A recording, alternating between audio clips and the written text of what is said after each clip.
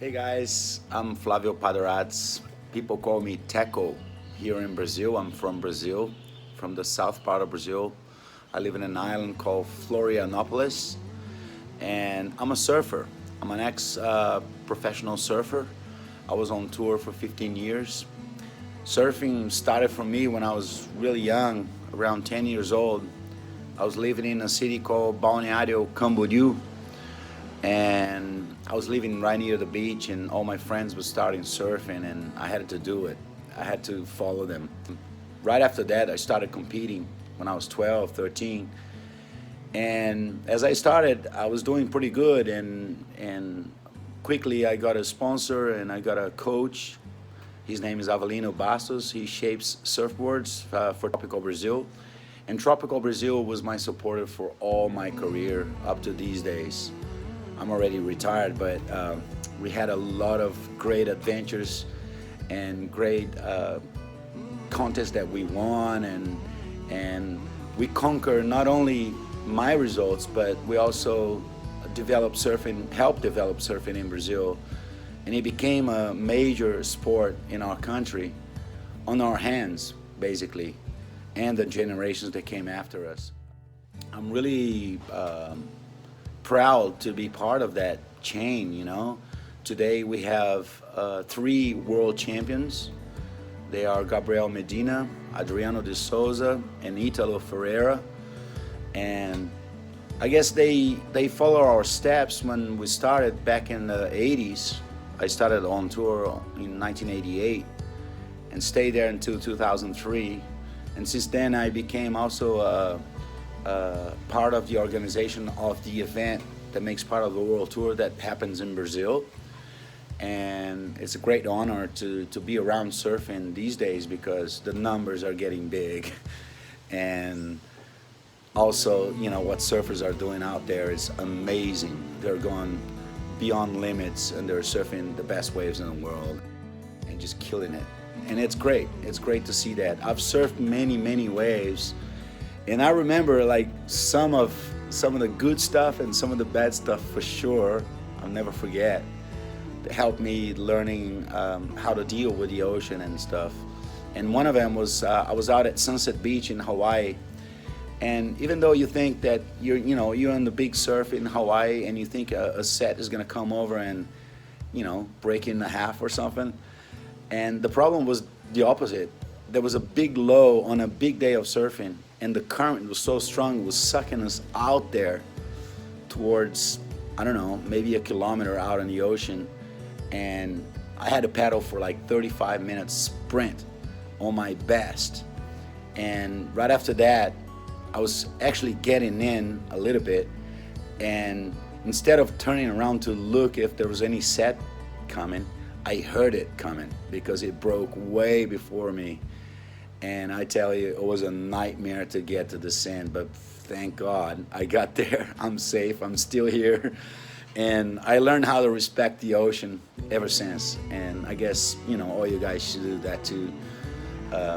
It's a living being, I mean, the ocean, it's one thing and it's alive.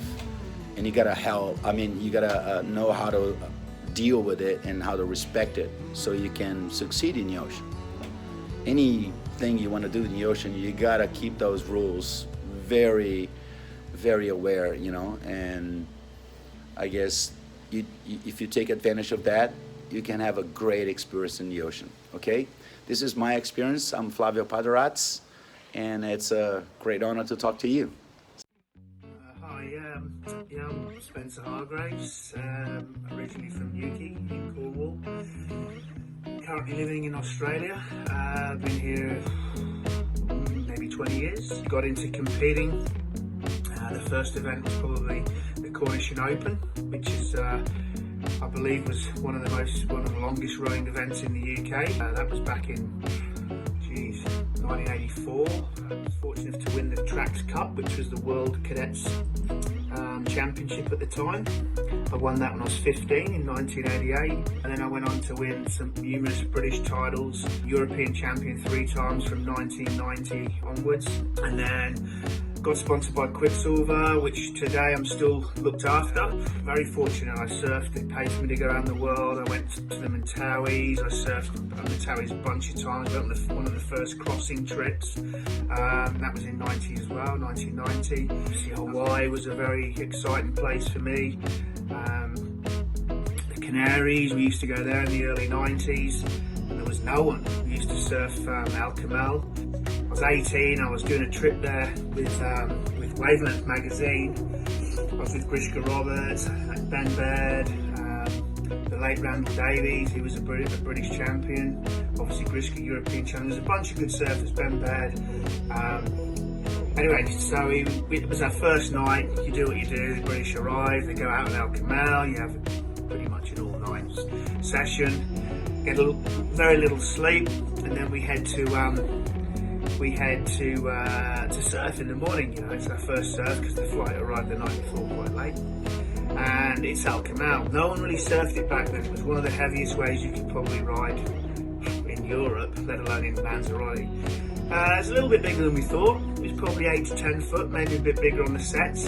Always looks bigger when smaller, sorry, when there's no one out there. And you obviously paddle out and then next minute you realise how big it is. So, first wave, I've got to paddle, it held me up, the wind's offshore, I've just gone straight over the falls, I'm in the lip, straight down, it's super shallow, hit my head and got 6 stitches, and went off to some back street doctor that just stitched me up. It was pretty rough, and pretty much surfed the whole rest of the trip with a swimming cap on, so I looked like a bit of a knob, but yeah, so that was the first sort of proper wipeout I experienced, and it was in solid waves. And I did manage to paddle out and get one more wave after that, and it was a really good trip, apart from obviously that first wipeout.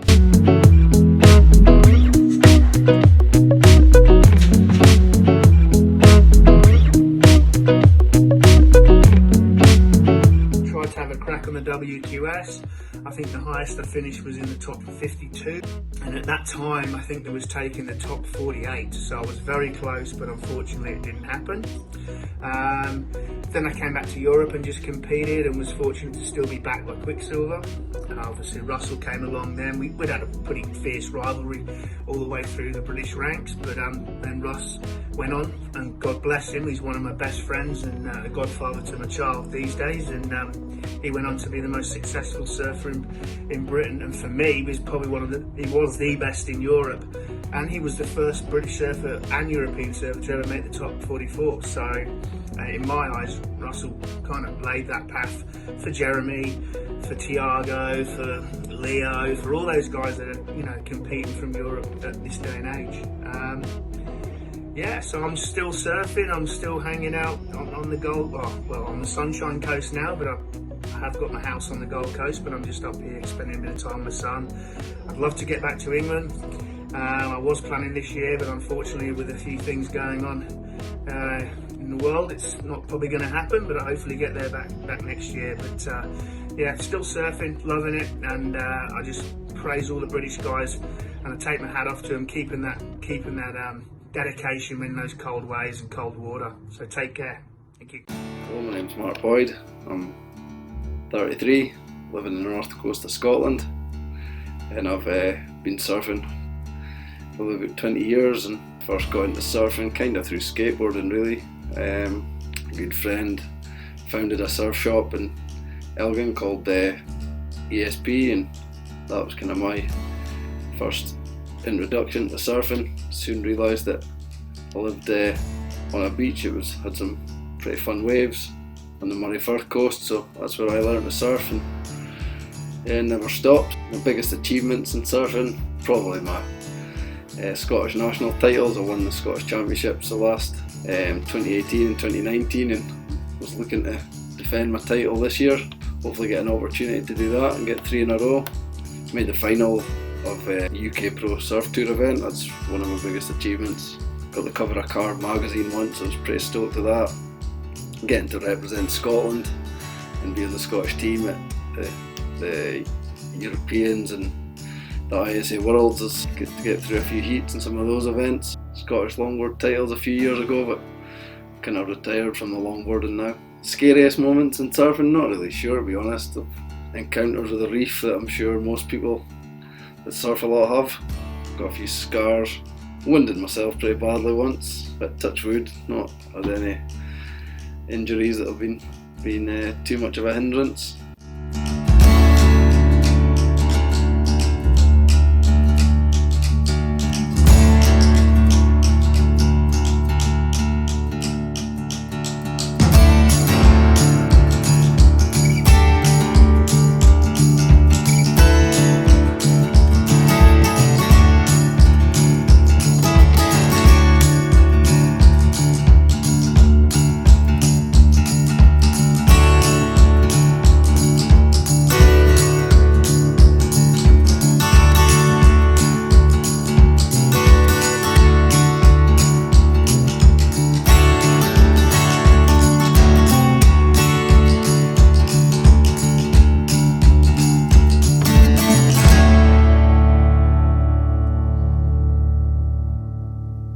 Some of that's enjoyable for you, and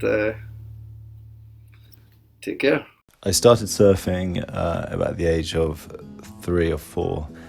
My dad used to take me down the beach. He would like strap me to his back and then paddle into waves, and he would surf the wave and I'd just be kind of dangling off him, looking down at the water flying past me. So it was pretty set in stone from an early age that I was gonna end up being a surfer. We lived really close to the coast, and I kind of woke up every morning, I'd just see the sea and I'd see other surfers, and back then it was very few and far between, not many people really surfed, but it just looked so much fun, and it was like a big playground really, where all my friends were off playing football and stuff like that. I was off surfing, so I spent pretty much my whole youth in the water in North Cornwall, and eventually made it a career.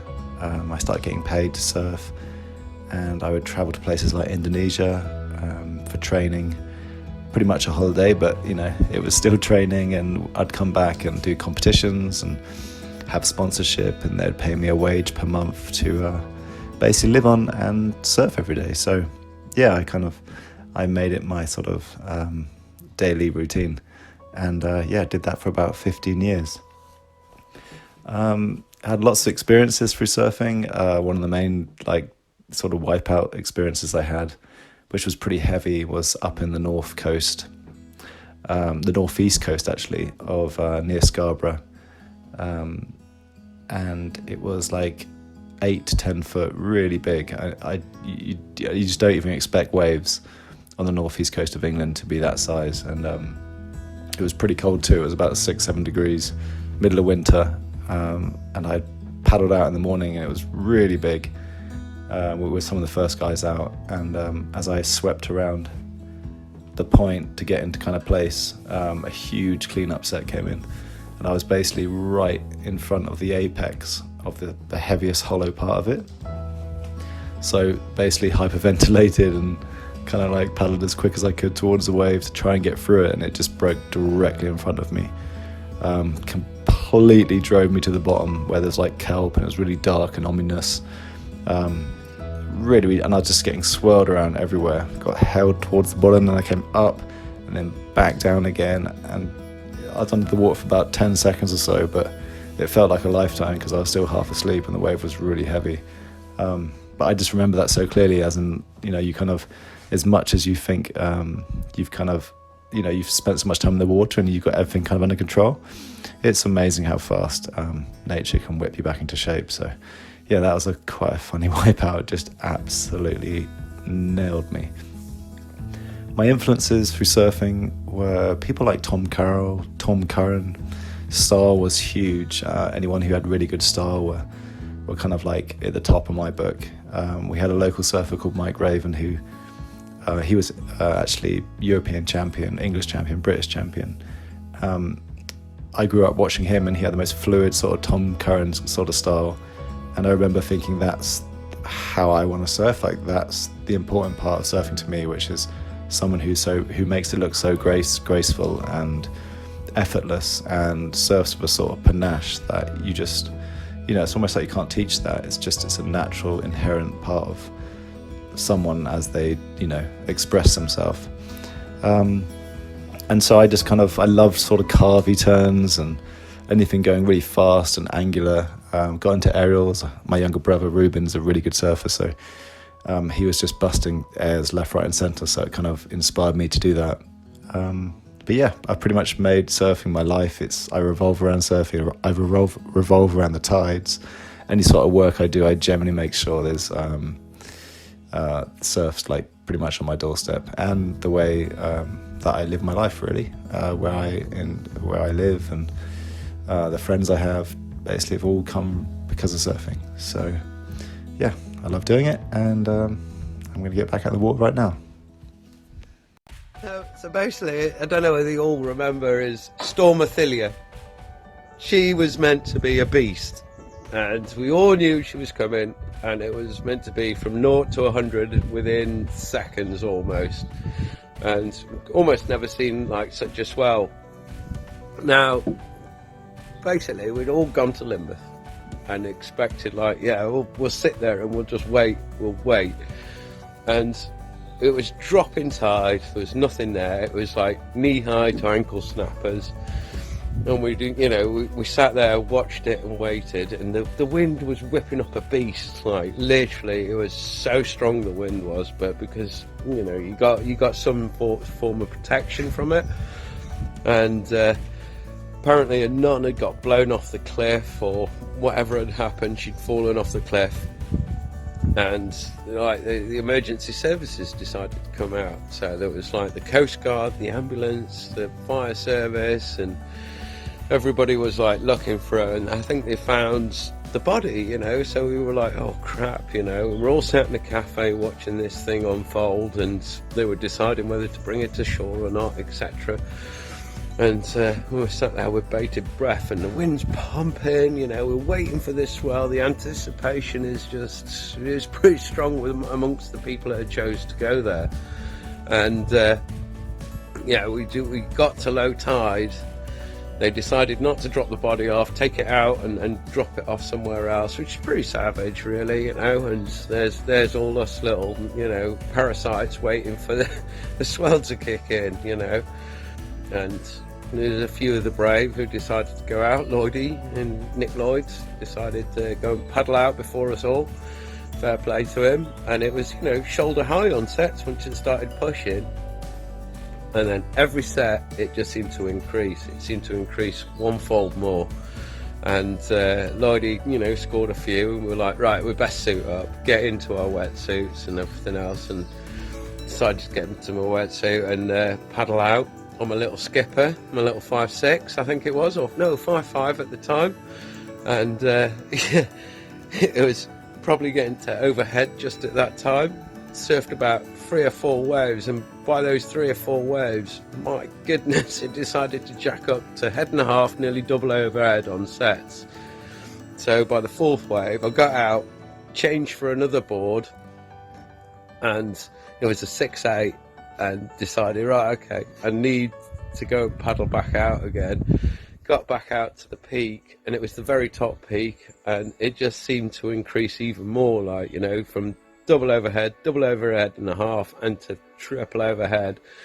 And by this time it had got to like mid to high tide, and it just started pushing some more. And my goodness, like the left-handers that you got off that point was insane. Like the wind was kind of a bit fairy on the face, but once the swell connected with that actual reef, it made it go rotundal and just run down the point. Like there was only a handful of us actually surfing it, and it was pretty pinnacle, actually, to be honest. Like, you got Rob Tibbles there and Gordon Dryberg, and they're all taking photos because they all knew that this storm, it was a hurricane storm as such.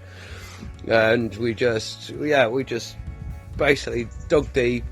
It was Matt Knight, Nick Reese, and we all shared waves together. And by the end of the session, it was just a phenomenal thing. And I ended up getting my photo into the newspaper, which is like, it's pretty good going, really, I suppose. But that'll always stick with you. I mean, there's hundreds of sessions that you could surf all the time, like, and it's just There's certain moments in your surfing career that you'll just take to your grave, and you'll never forget it and never regret it.